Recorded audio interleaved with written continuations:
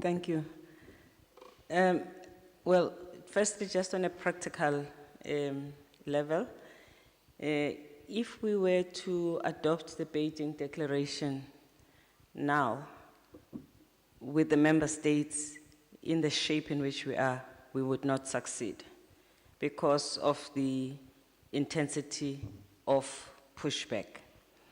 It therefore means that to the extent that it's so difficult at this point in time to take the support for these rights for granted, we need a much stronger network of people who want to work around the rights and the rights of women in particular.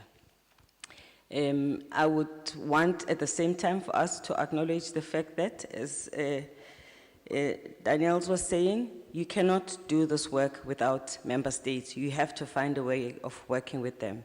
In the context of the UN, using the already existing dispensation, protocols, decisions to build on the momentum is quite important. But at the same time, understanding that you need to be very innovative in order to navigate the current difficult situation.